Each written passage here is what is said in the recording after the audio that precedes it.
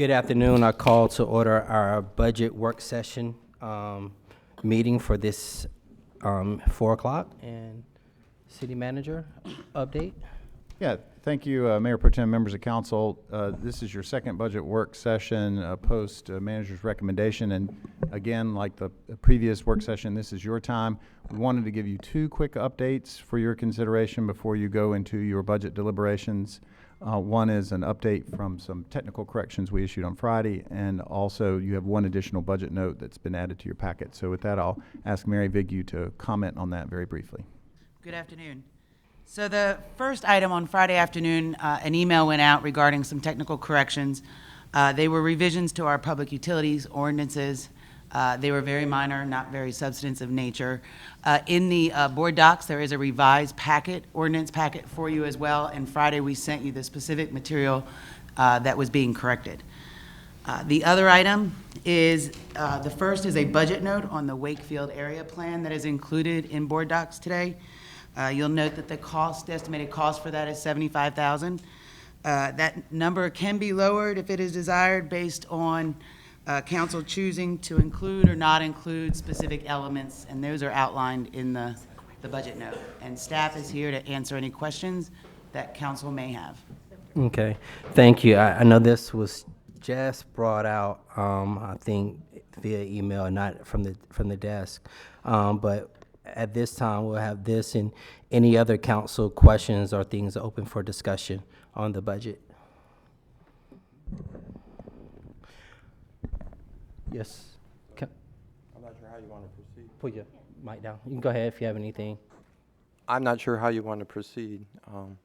So the first Wakefield area plan, that information was presented to us. Right. So with that information, also open the floor for any other conversations as far as that council members may have and some discussion. Just on this budget note? This budget note and all other items. Any other items? 7, because there was also a budget note. The other. 7. Oh, okay. Well, the Wakefield budget note was mine, but I also had a budget note related to merit increases for police sergeants and fire captains, and so we got back information that it would cost $240,000 to be able to increase, merit, to be able to provide merit raises that are 5% instead of 3%.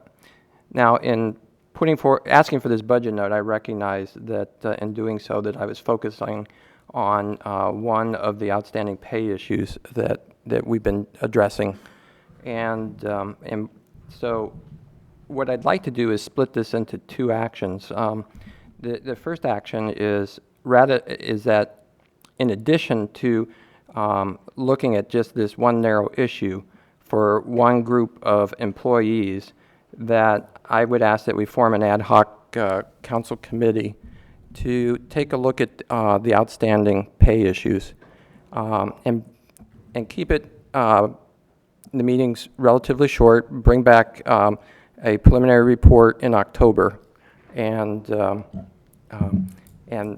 be able to take these pay issues to the next level at council. So what I would like to do is make a motion to be able to do that. So, Mr. Cox, for clarity, so you really just want an ad hoc committee to look at the pay structure of the city's pay structure plan today? That's correct, in terms of our policies related to pay. And so we'd look at things like merit increases, the pay structure, what happens when someone maxes out in a pay range. Is it possible that we could take a look at something like a non-management career path for employees? And this would be for all employees, not just public safety. Okay.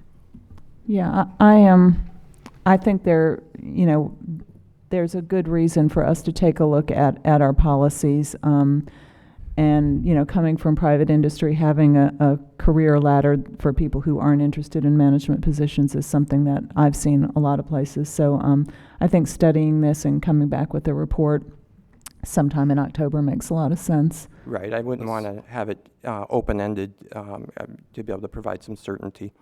Yeah. Was that a so second? I will second that motion. Okay. Any other comments? Yeah, I'd like to make a comment about that. I believe that we did a fair compensation study that took almost 2 years to do. by a professional consulting firm that does cities across this country. And I think there's certainly, and since that time, we've already implemented quite a few of those items, and that's been pay increases for our employees. I believe they're more qualified to do that than this council is.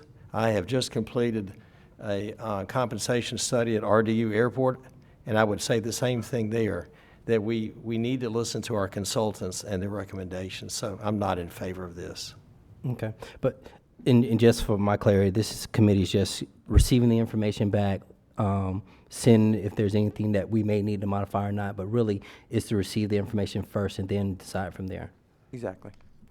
You know, and especially if you're looking for specific sections of employees in this city, then I think you run the danger of cherry picking which departments that you're trying to get raises for.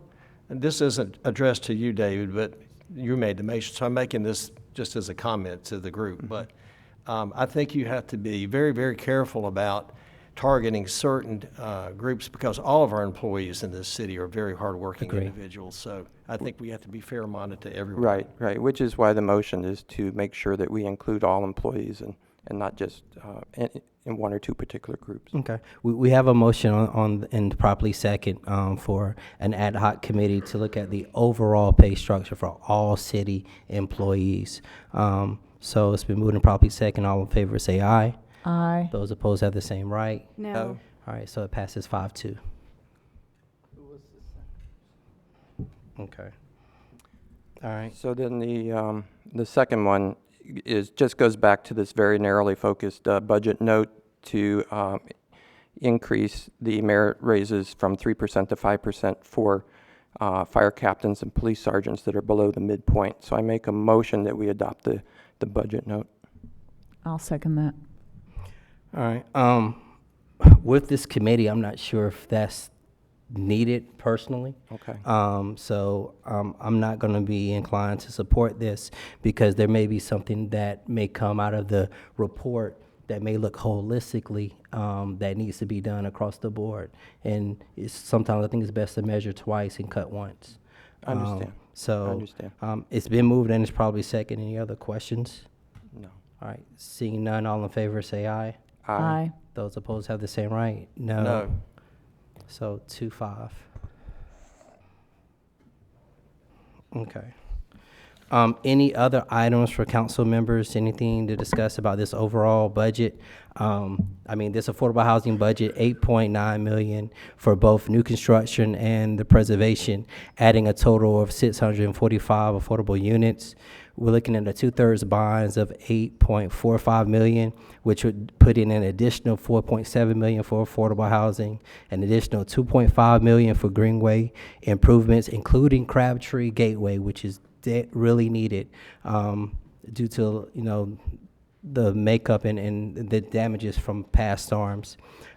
We have police substations that are in need of generators of $850K, and then we got $400K of a grant match to support $1.6 million in federal grants for bridge replacements. So we have a budget that is moving the city forward. We have a budget that I definitely look forward to saying thank you to our staff. Thank you to everyone that worked on this, all department heads. The need out here is great. If we were in DC, we could print money to cover our expenses, but we're not. We have to work with the hands that we've been dealt. So I definitely want to thank everyone for this work and what you have done. Is this something you have for? That's yours. Oh, okay. Yes. So, if I could, Mayor Pro Tem, I would like to read the version. Speak to the mic, I please. will. The version for the amendments to the manager's proposed budget.